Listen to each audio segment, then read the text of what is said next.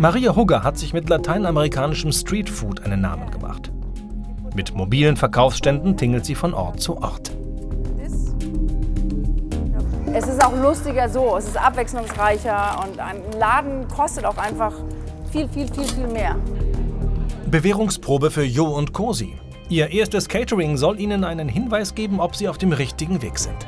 Als der Tisch einmal so eingedeckt war, dann sieht man so die Früchte von so einem Tag Arbeit. Das war richtig gut. Florian Eich ist Teamchef der Formula Student Munich Motorsports an der Hochschule München. Seit einem Jahr betreut der 26-jährige Anwärter auf den Masters of Science die Abteilung. Dabei steht Teamwork an erster Stelle.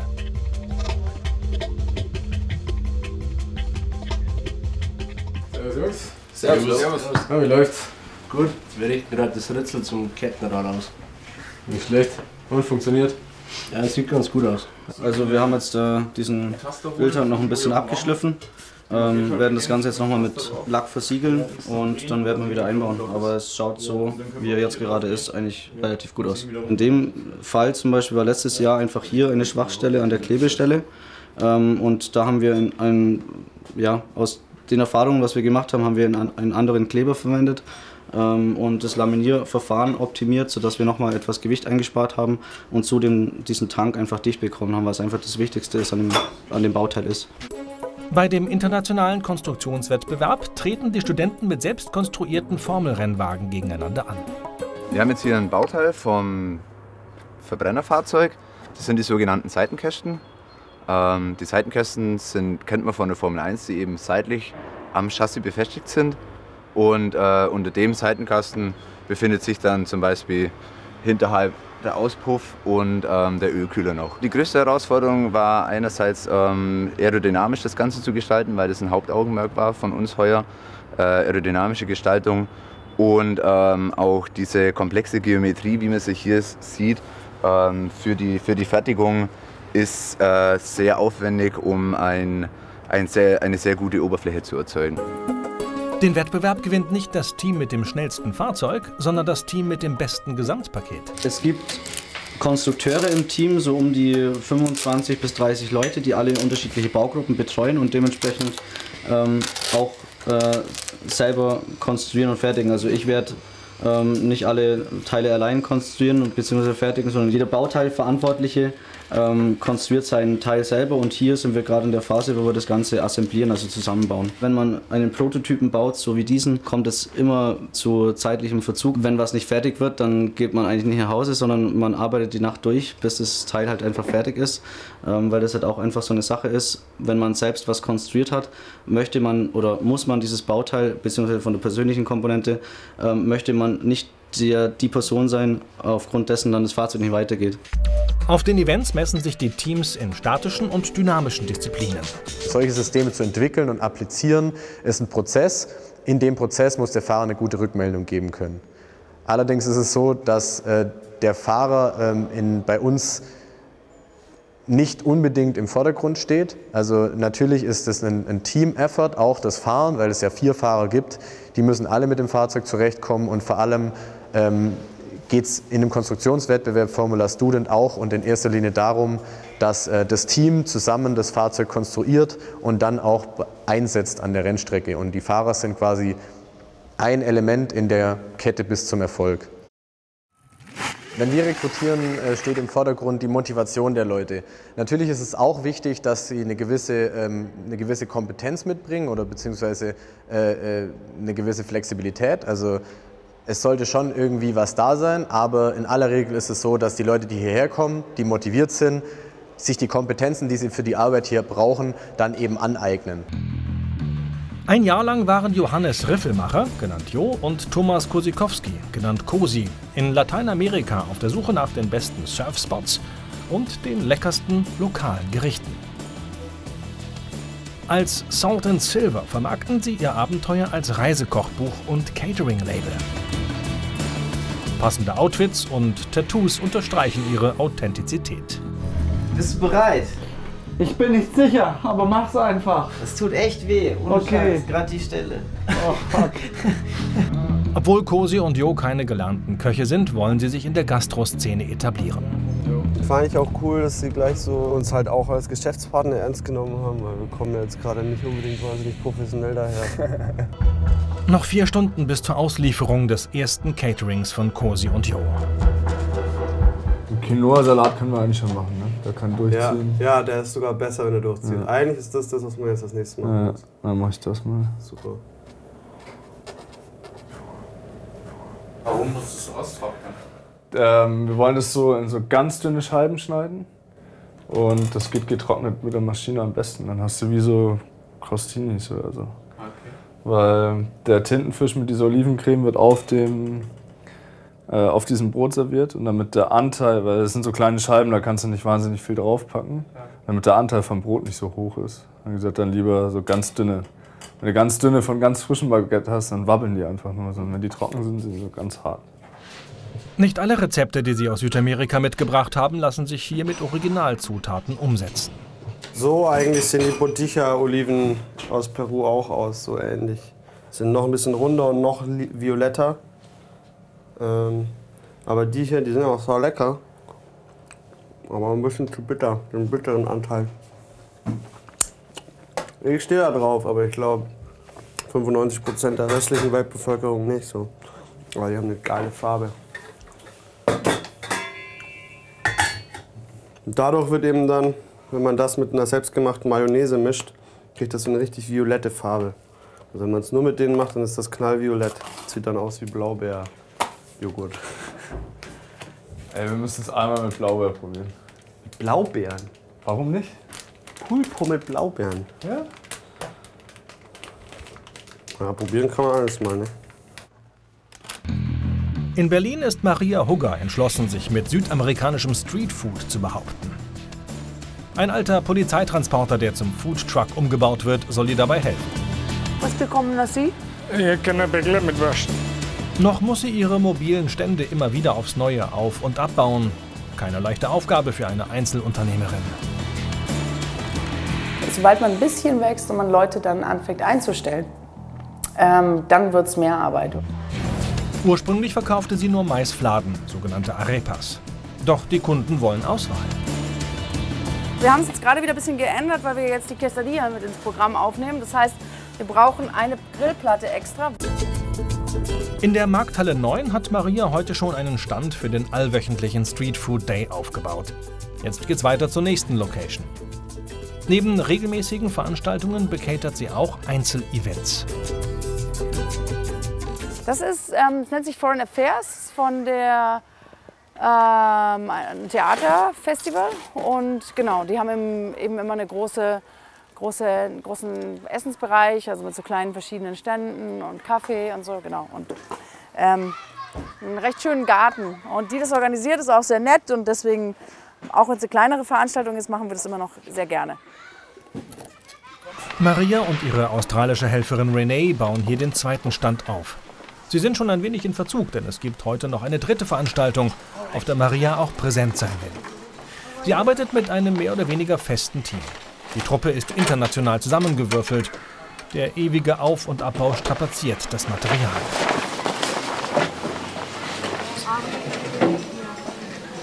It's fine. Trust me. Alles, was bewegt wird, geht leichter kaputt. Das war jetzt auch nicht. Das Fahrrad hat insgesamt, der Umbau vom Fahrrad zu einem Food-Fahrrad hat 200 € gekostet. Also sowas kann schon mal passieren. Aber dafür haben wir Gabriel, der kann nämlich alles reparieren. Okay. Let's ask her what it is. Ja. Wie überall in der Gastronomie hat auch Maria das Problem der großen Mitarbeiterfluktuation. Ja, das ist natürlich auch die größte Aufgabe, definitiv. Also, weil es auch heute natürlich keine Fachkräfte mehr sind, sondern immer Leute, die auf einem Weg woanders hin quasi sind, meistens so. Ja, es ist halt auch oft ein Wechsel und so, aber wir haben jetzt schon so ein Team, ein Kernteam, das auf jeden Fall fest ist. So. Renee ist zum Beispiel auch seit Anfang an dabei. Von Maria geht eine gewisse Grundhektik aus. Heute noch verstärkt durch den Umstand, dass sie parallel mehrere Veranstaltungen covern muss und gleichzeitig eine neue Speise anbieten will. Wir wollten ein paar Quesadillas noch auftauen. Haben die drin eine Mikrowelle? Haben sie wahrscheinlich in der Küche, ne? Oder sonst vielleicht kurz bei dir in den Ofen einmal so antauen. Cool. Kurze Einweisung in die Zubereitung der Quesadilla. And then you put them on there, salt and pepper, oil, turn them once, and then you can already start putting them into the quesadillas. Okay. Neuen Mitarbeitern immer wieder die Arbeits- und Zubereitungsschritte erklären zu müssen, ist mühsam und ineffektiv. The guacamole, the sour cream, and the little is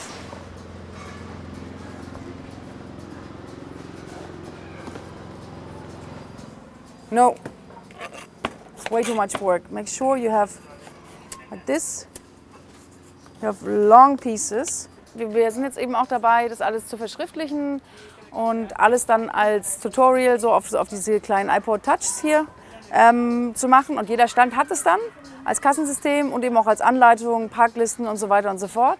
Aber wir haben jetzt die Quesadilla, die Arepa zum Beispiel, die ist schon verschriftlicht und es liegt immer am Stand rum. Aber die Quesadilla, die ist halt neu, die machen wir erst seit 5 Tagen. Und deswegen, sie hat sie schon einmal mitgemacht, habe ich sie noch mal ein bisschen erklärt und so. Aber beim nächsten Mal, zack, haben die das dann. Und dann können sie auch alles noch mal nachlesen, damit sie nicht verloren gehen. Und weiter geht's zur nächsten Location.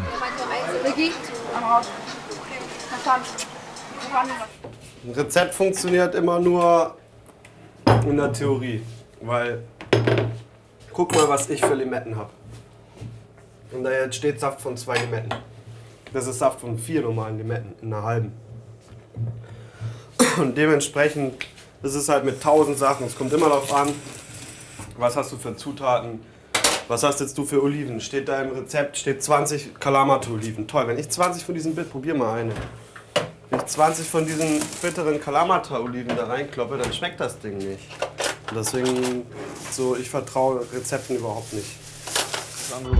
Der ehemalige Artdirektor Jo und Kameramann Cosi haben sich ihre Küchenfertigkeiten selbst beigebracht. Gelernte Köche sind beide nicht. Was ihnen an Grundlagen fehlt, gleichen sie durch Selbstvertrauen und Nachlesen im Internet aus.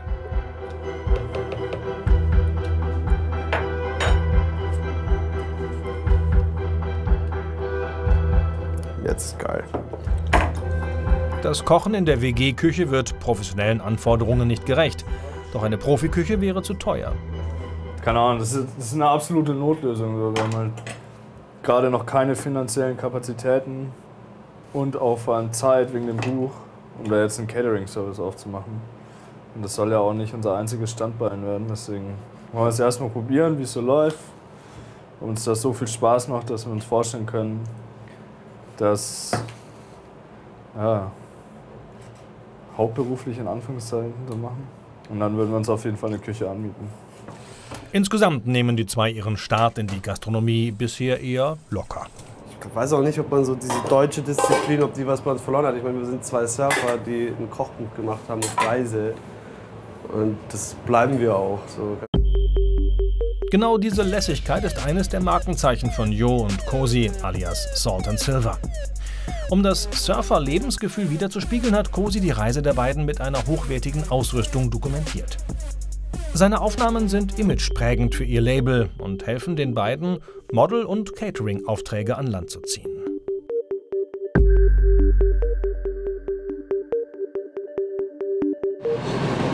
In der WG-Küche sind die Pulpos jetzt gar. Noch befinden sich die beiden in ihrem Zeitplan. Alles scheint entspannt. Jetzt haben wir 1:45 und die Sachen sind fast fertig. Ja, wir kommen schon Zumindest fertig gegart. Kartoffeln? Kartoffeln könnte man halt jetzt dann machen. Es wird weiter geschnitten, gebraten und zerkleinert. Dazwischen sauber gemacht und abgewaschen. Noch 3 Stunden bis zur Auslieferung. Dann müssen Pulpo al Olivo, Causa da Pollo und Quinoa-Salat für 70 Personen vorbereitet sein. Bei der Causa brauchen wir keine Petersilie, ne? Nee. So. Schauen wir mal. Learning by doing heißt das Motto. Auf ihrer Reise hatten sie dazu reichlich Gelegenheit. Das war jetzt gerade in Puerto Escondido in Mexiko, in einem Hostel. Da haben uns gerade ein Auto gekauft und waren auf dem Weg nach Süden und brauchten noch mal so einen kleinen Stopp.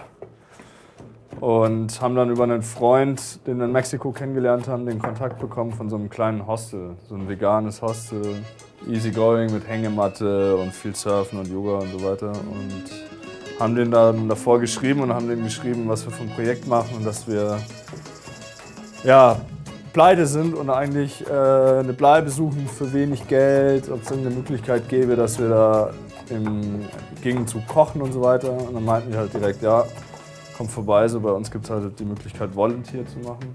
Heißt, du arbeitest in einem Laden und kannst dafür umsonst wohnen. Ja, und dann sind wir dahin, wollten eine Woche bleiben, haben so am 3. Tag angefangen, dann so als Köche zu arbeiten dort. Haben dann viel über die vegane Küche von der Chefin gelernt. Und dann, dadurch, dass wir hatten damals ein Auto, haben die Papiere nicht geklärt bekommen für die Überreise nach El Salvador. Und ja, dann sind wir 5 Wochen da geblieben, haben 5 Wochen als Köche gearbeitet.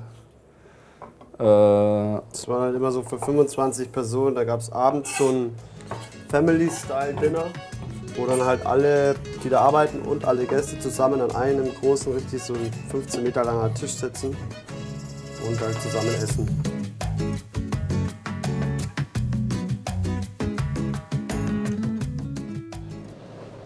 Auch die Methode zum Herausklopfen der Granatapfelkerne hat sich Gosi auf der Reise abgeschaut.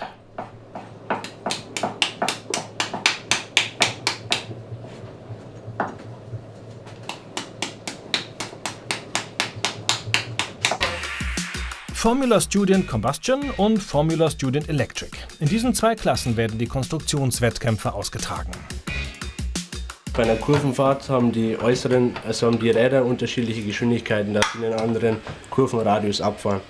Und mit dem Differential, das sorgt dafür praktisch, dass die Räder die gleiche Geschwindigkeit haben, also die perfekte Geschwindigkeit haben, die sie brauchen, ohne dass sie an Grip verlieren, also sprich zu viel Slip aufbauen.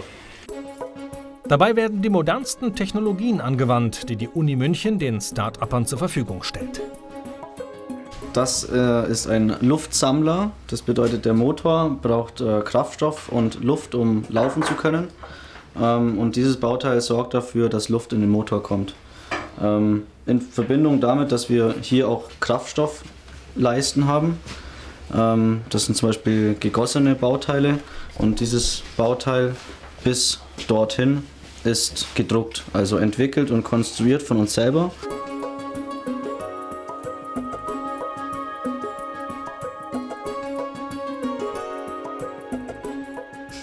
Wie man jetzt hier am Computer im Endeffekt schon relativ gut sehen kann, ist diese Kompaktheit, was wir im Computer generiert haben. Es sind wahnsinnig knappe Stellen einfach, zum Beispiel diese Stelle hier, wo es um Millimeter einfach geht.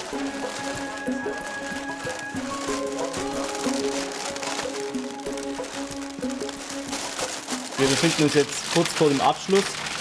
Die Unterschale befindet sich jetzt im 3. Arbeitsgang. Das ist der letzte, die Innenschale der Sandwich-Bauweise. Der letzte Schritt wäre dann nur noch die Unterschale mit der Oberschale zu verkleben. Das da oben, das sind unsere verschiedenen getesteten Crash-Elemente. Das Fahrzeug wird mit einer definierten Geschwindigkeit, wird das Crash-Element gegen die Wand gefahren und wird getestet, wie groß die Verzögerung ist. Dafür gibt es einen vorgegebenen Wert. Und um zu ermitteln, welches Crash-Element im Verhältnis von Gewicht zur Verzögerung am besten ist, haben wir verschiedenste Materialien und Aufbauten getestet. Ja, das ist das Mono. Um das Harz für die Außenschale der Boliden zu härten, werden die Prototypen einen Tag vakuumisiert. Hier, die Spezialisten kennen das ja. Und da werden jetzt noch die letzten Vorbereitungen getroffen, die letzten Schritte absolviert, bevor das dann zum Aushärten kommt, beziehungsweise erstmal bei Raumtemperatur ausgehärtet wird und dann getempert wird in der Sauna. Die Anzahl der teilnehmenden Teams beläuft sich aktuell auf über 400. Diese stellen sich bei Events Fachleuten aus Industrie und Wirtschaft. Der Druck bei den Sponsoren ist natürlich bis zum gewissen Grad schon da. Es steht natürlich aber für das Team im Vordergrund, dass man gut sein will. Ja, also vor allem steht es im Vordergrund, dass man ingenieurswissenschaftlich gut arbeitet. Das heißt, ein Teil, das in der letzten Saison nicht funktioniert hat, muss zum Funktionieren gebracht werden oder ein Ersatz dafür gefunden werden, der funktioniert. Ein Teil, das funktioniert hat, hat vielleicht noch Potenzial, verbessert zu werden. Das ist einfach ein Selbstanspruch.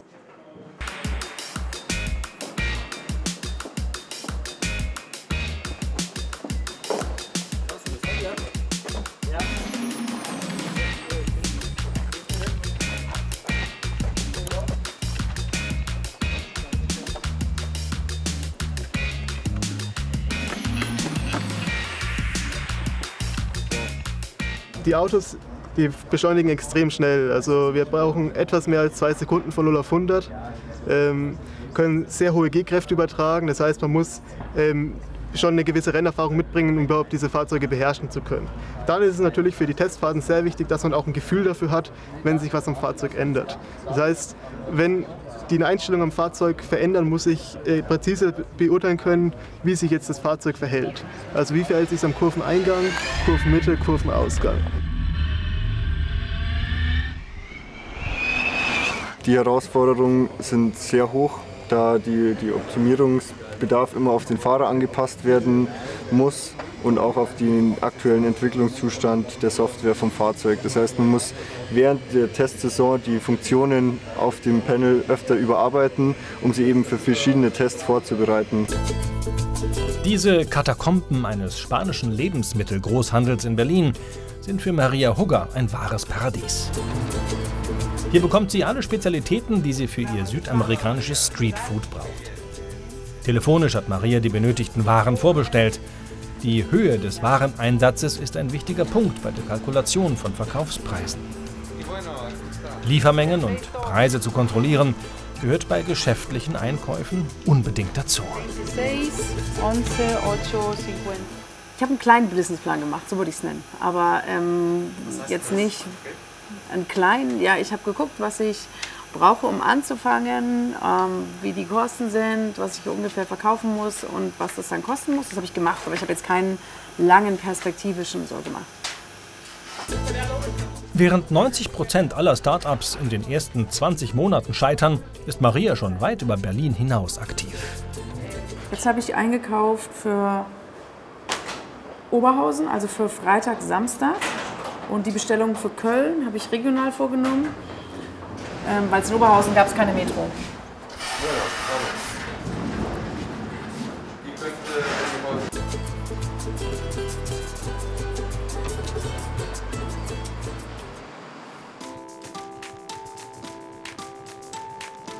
Eigentlich wollten sie schon vor einer halben Stunde die Wohnung verlassen haben. Doch Jo lässt sich so schnell nicht aus der Ruhe bringen.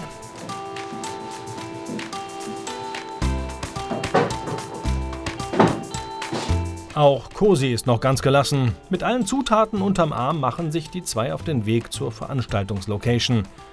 Angerichtet werden die Speisen erst dort. Ein bisschen Spannung hat sich doch aufgebaut. So. Max.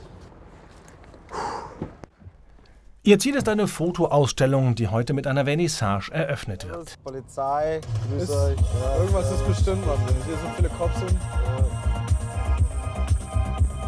Chico, der Hund mit der aufgeschnallten Kamera, ist der Star der Ausstellung. Jo begrüßt die Auftraggeber, die gleichzeitig auch gute Bekannte sind. Alles gut? Ja, alles, was du siehst. Ist dir gut? Da es keinen Aufzug gibt, müssen alle Dinge für das Catering von Hand hinaufgetragen werden. Ja, bauen erstmal auf und dann, oder wir organisieren uns. Genau. Ich denke, ich würde mich dann auch recht schnell ans Schild machen, dass ich dann gleich dir helfen kann. Ja, auf jeden Fall, leg direkt los. Ja. Auf jeden Fall. Während Cosi in der kleinen Kaffeeküche mit dem Anrichten beginnt, sucht Jo sich ein Plätzchen, um die Tafel mit den Speisen zu vollenden. Gleich nebenan ist die ausstellende Fotografin Julia Werner mit Vorbereitungen beschäftigt. Der vorbereitete Quinoa-Salat macht erst in den kleinen Serviergläsern optisch etwas her. Quinoa ist eine Sammelbezeichnung für den eiweißreichen Samen der beiden Gänsefußgewächse, die in den Anden seit mehr als 5000 Jahren als Kulturpflanzen angebaut werden. Als dekorativer Löffelersatz stecken Miesmuschelschalen im Salat.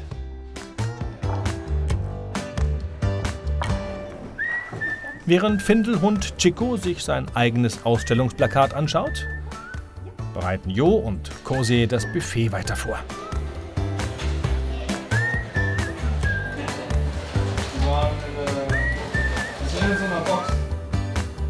Noch drängen sich in den Ausstellungsräumen keine Neugierigen, doch schon kurze Zeit später strömen die Besucher in die Agentur. Man kennt sich. Maria eilt zu ihrer letzten Location für heute. In einem ehemaligen Busdepot im angesagten Bezirk Friedrichshain findet der beliebte Nachtmarkt statt.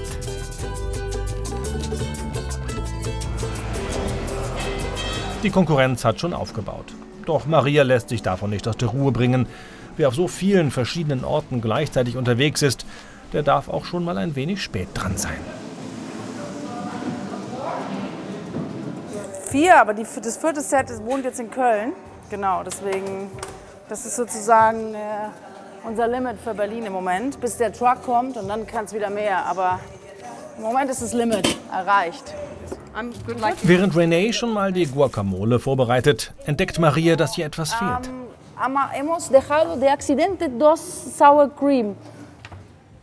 Die Sour Cream für die Quesadillas ist verloren gegangen. Maria versucht herauszufinden, wo der Eimer ist. Weil versehentlich beim zweiten Event 2 Sour Creams ausgeräumt wurden aus dem Auto und uns jetzt eine fehlt. Jedoch konnte meine Recherche, ob er dort steht, war auch leider nicht erfolgreich, weil die anderen gesagt haben, er ist auch nicht dort stehen geblieben. Also, die Sour Cream ist heute Flügel geworden. Jetzt machen wir sie einfach ohne Sour Cream, die ersten paar, und dann flitze ich gleich nochmal los und hole noch mehr Sour Cream. Ja. Die mobilen Stände haben den Nachteil, dass immer alles mitgebracht werden muss. Aber Maria sieht vor allem die Vorteile. Es ist auch lustiger so, es ist abwechslungsreicher und ein Laden kostet auch einfach viel mehr. Genau, deswegen ist es schon okay so am Anfang. Mit den Aushilfen am Stand können Maria und Renee sich auf die Suche nach der vermissten Sour Cream machen. Wir gehen jetzt auf die Toilette und dann werden wir rüber in die Markthalle fahren. Sour Cream kaufen, die wir auf dem Weg verloren haben. Und nochmal da schauen, ob alles okay ist. Los geht's!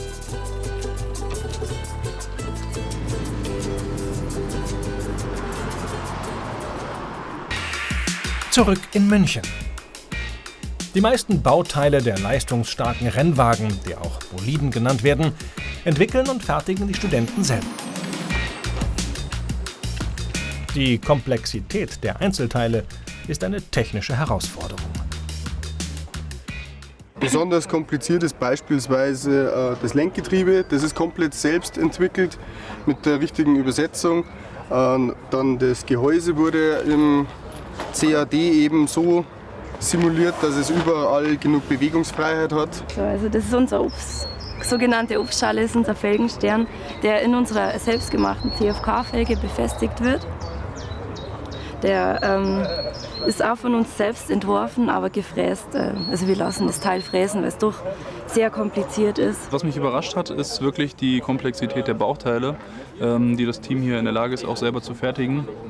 Und natürlich die Komplexität überhaupt des Aufbaus und wie sie sich von Jahr zu Jahr auch entwickelt haben in den einzelnen Bereichen, finde ich schon sehr beeindruckend. Also das Team, das kann man wirklich sehen wie ein kleines Unternehmen, das in allen Bereichen hier kontinuierlich sich immer versucht zu verbessern. Das ist wirklich toll, mit dabei zu sein und das auch anzuschauen. Für uns ist das Sponsoring der Formula Student vorwiegend auch eine sehr gute Recruiting-Plattform. Und wir hoffen uns natürlich, solche Talente auch gewinnen zu können. Und durch das Sponsoring und auch durch das Begleiten der Saisons finden wir auch immer wieder Kandidaten, die gut zu uns passen und die wir dann noch später beschäftigen. Neben den Sponsoren aus der freien Wirtschaft spielt die fachliche Unterstützung seitens der Uni eine wichtige Rolle. Die Mentorenrolle selber hier bei Munich Motorsport ist eigentlich eine sehr schöne Rolle, weil sie nur beobachtend ist. Das Team ist sehr gut organisiert, braucht ganz wenig fachlichen Input. Ja, es sind mehr so ein bisschen Steuerungsaufgaben mal. Ja, das geht hin ins Organisatorische, also Abwicklung von Einkäufen etc. Ja. Präsenz zeigen natürlich bei entsprechenden Veranstaltungen. Mal ein gutes Wort einlegen im Präsidium, wenn es um Zuwendung von Geldern geht, die die Hochschule vergeben kann für entsprechende Projekte, die die Studenten starten. Monaten. Das ist so etwa das Aufgabengebiet, das man damit hat. Das Wichtigste für so ein Team, dass es funktionieren und erfolgreich sein kann, ist, dass sie eben als Team funktionieren. Das heißt, sie müssen verstehen, dass für so eine komplexe Aufgabe wie dieses Rennsportfahrzeug mit allem Drum und Dran, ja, von Sponsoring, von Konstruktion bis hin zum schnellen Einsatz an einem Rennwochenende, ja, dass da viel mehr dazu gehört wie ein schlauer Konstrukteur oder ein guter Softwareprogrammierer. Die müssen sich gesamthaft verstehen, müssen alle Fakultäten dort abbilden, die man braucht, und müssen gut zusammenarbeiten.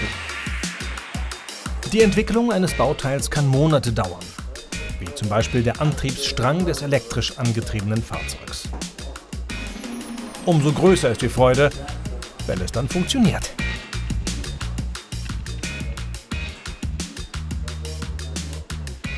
So eine Entwicklung, die kann sich relativ lange hinziehen. Das ist jetzt im Vergleich zu dem hier noch ein recht einfaches Bauteil. Ich sage mal, Entwicklungszeit von solchen Platinen 8 bis 12 Wochen. Dann die Fertigung nochmal 8 Wochen, also das Warten auf den Zulieferer. Und anschließend dann die Assemblierung, also die Fertigstellung von dem Bauteil und dann der Test. Und das ist natürlich schon ein schönes Gefühl, wenn man das Bauteil dann in Betrieb nimmt und im besten Fall auch noch funktioniert. Wir haben Anfang September angefangen mit der Findung von irgendwelchen Varianten und mussten natürlich uns erstmal ein Konzept überlegen. Man weiß ja immer nicht, was man da konstruiert am Anfang. Kann ja sein, dass es irgendwie vom Bauraum Probleme gibt, dass es nicht rund läuft oder lauter so Sachen. Und jetzt zum Beispiel, das hört sich auch ganz anders an als das von der letzten Saison beispielsweise, weil wir jetzt diese Saison eine Gradverzahnung haben und die ist wesentlich lauter. Vorsicht mit dem Holzflügel. Genau. So, und jetzt Felge und ziehen. Halt, einfach nur ziehen. Felge. So. Halt, du drückst mit rein. Die Firmen, die uns unterstützen, nutzen die Formula Student im Endeffekt als Recruiting-Pool, wo sie sagen können, okay, Leute, die in der Formula Student tätig waren, haben quasi schon sowas wie Berufserfahrung gesammelt. Florian Eich und sein Team bleiben weiter im Gespräch mit den Sponsoren und bereiten sich auf den nächsten Event vor.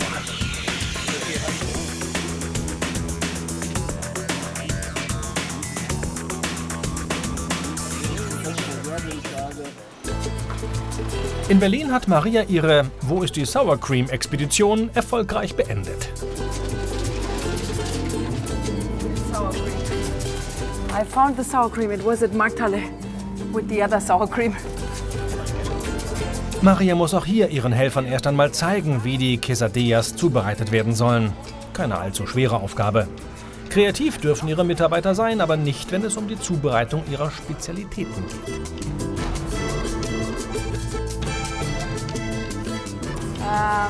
Come on, you know this one, come on, right, yeah, you know this, come on. Come on. Have to put it on the floor. Internationales Wording für Berlins multikulturelles Publikum. Die richtigen Worte zu finden ist einfach. Den besten Preis für die eigenen Produkte dagegen nicht.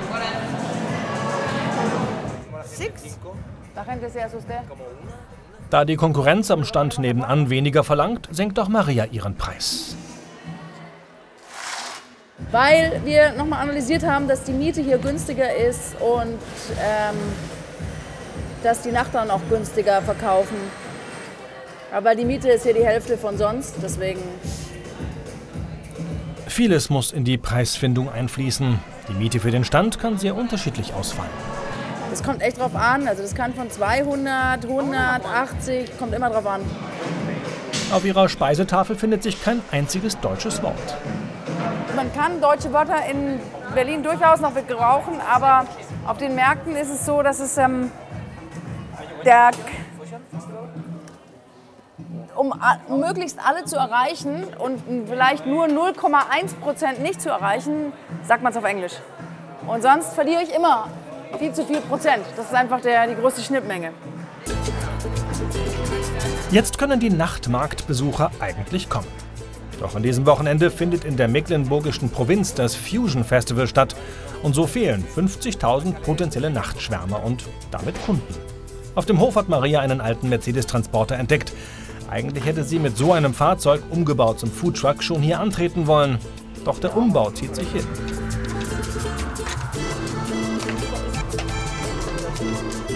Aus dem ist was geworden, aber indirekt. Also das war der Foodtruck meines ehemaligen Chefs aus Köln, bei dem ich Burritos machen gelernt habe damals, vor 10 Jahren, als ich noch studiert habe. Und der hatte einen alten Barkas, so eine russische Mühle, und der war aber komplett durchgerostet. Und da hat unser Foodtruck-Umbauer gesagt, da ist nichts mehr zu machen. Dann hatten wir aber die 10.000 schon zusammen über das Crowdfunding. Von daher habe ich dann nochmal gesucht und das ist dann ein neueres Modell der gleichen Marke geworden. Ein Unternehmen aufzubauen und zu führen ist nicht leicht und sei es auch noch so klein. Ich glaube vor allem, dass man gerne Probleme lösen können muss, so. Weil das stellt sich ständig ein, irgendein Problem. Und das ist halt, für mich mir macht es Spaß. Ich habe so einen Spieltrieb, solche Sachen zu lösen. Und das darf einen halt nicht zu sehr frustrieren. Und wenn man das gerne selbstständig löst, dann hat man auch Spaß dabei, glaube ich. In Hamburg füllen sich die Ausstellungsräume und nebenan in der Kaffeeküche werden weiter kleine Speisen angerichtet. Immer mehr Gäste finden sich zur Vernissage von Fotografin Julia Werner ein, die ihren Hund Chico als Großstadtlöwen in Szene gesetzt hat. In entspannter Atmosphäre freuen sich die Gäste über das Event und das überträgt sich auch auf Jo und Cosi in der Küche. Ja, es ist natürlich Arbeit, was wir machen, aber es macht wahnsinnig viel Spaß und ja, das ist der Traum, den wir vorhatten, dass wir eben mit der Mischung aus kulinarischen Sachen und eben Foto- und Videoproduktion oder Journalismus Geld verdienen können. Endlich ist es soweit. Jo tischt die letzten Kausas auf. Kleine Kartoffelbrei-Schichttörtchen mit Hühnerfleisch. Optisch scheint alles sehr gelungen. Jetzt muss es nur noch den Gästen schmecken. Die halten sich auch nicht lange zurück und probieren, was Cosi und Jo in Handarbeit und ganz ohne Fertigprodukte kreiert haben.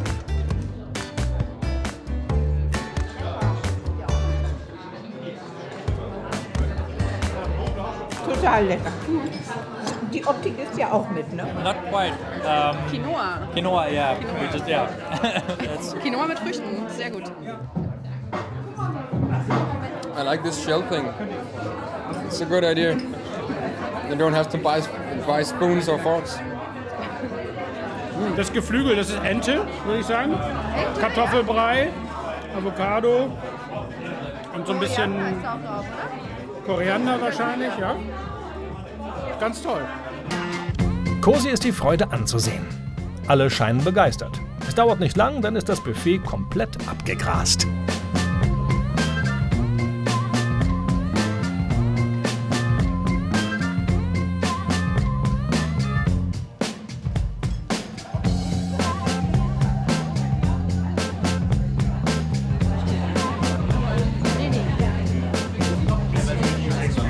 Jo eilt zurück in die Küche, um noch mehr Fingerfood anzurichten. Doch erstmal muss klar Schiff gemacht werden.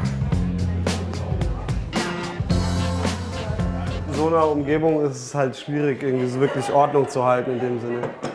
Aber das alles immer, also du willst ja auch nicht irgendwelche, weißt du, wenn das jetzt so ein total angetrocknetes Stück Kartoffelbrei ist und das kommt jetzt auf den nächsten Teller mit drauf.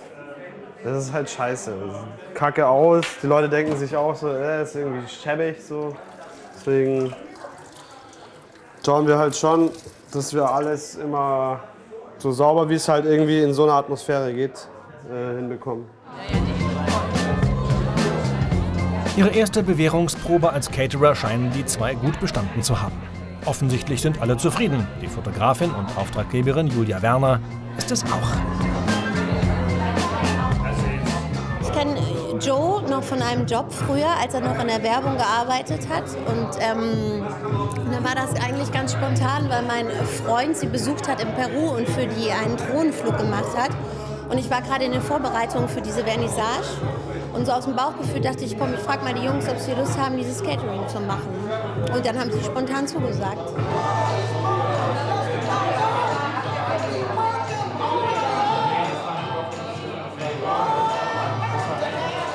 Wie ihr gerade auch schon kosten dürftet, danke an Salt & Silver für dieses hervorragende Catering. Das ist super. Es ist mir eine Ehre, dass ihr mit am Start seid.